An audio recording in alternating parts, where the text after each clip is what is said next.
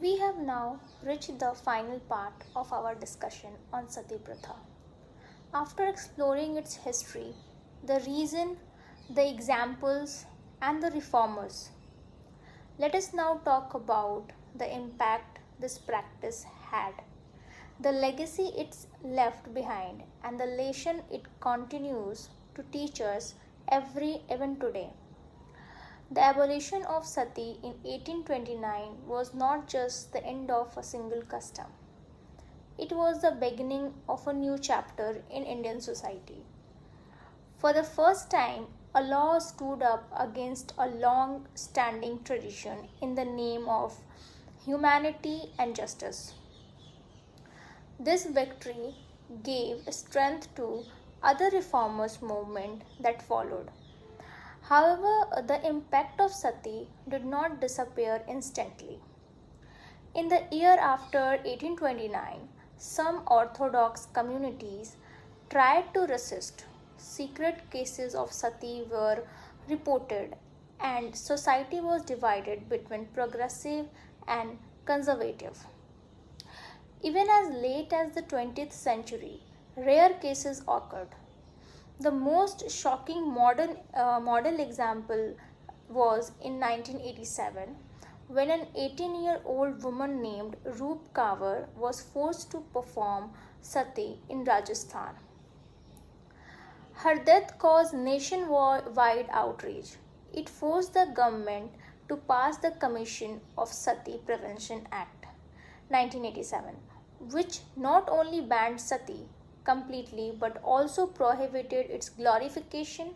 This meant that building temples, holding festivals, or worship women who died as sati was made illegal. So, what legacy did this cruel custom leave behind?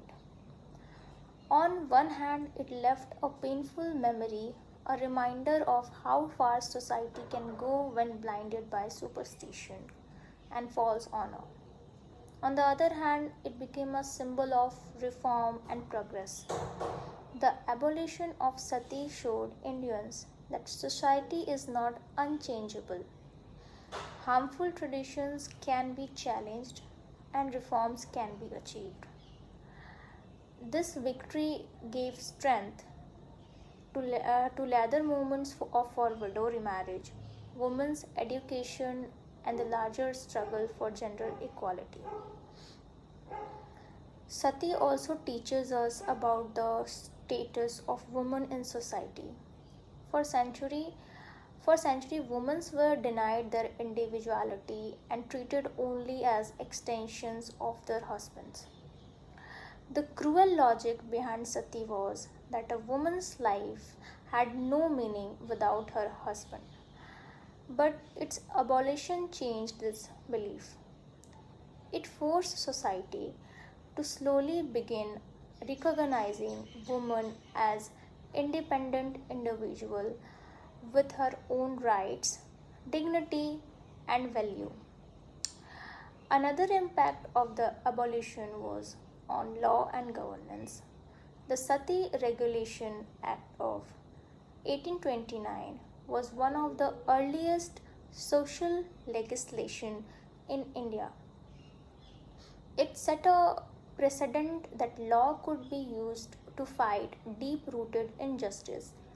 Later reformers against child marriage, dowry, and caste based discriminations were built on this foundation.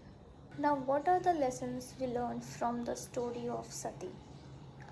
First, tradition must never be accepted blindly. A practice may continue for centuries, but if it violates human dignity, it must be questioned. Second, reformers matter. One individual's voice, like Raja Ram Mohan Roy, can spark a movement and inspire a nation. Third, education and awareness are essential. It is through knowledge that people find the courage to challenge injustice. And finally, laws must protect the vulnerable.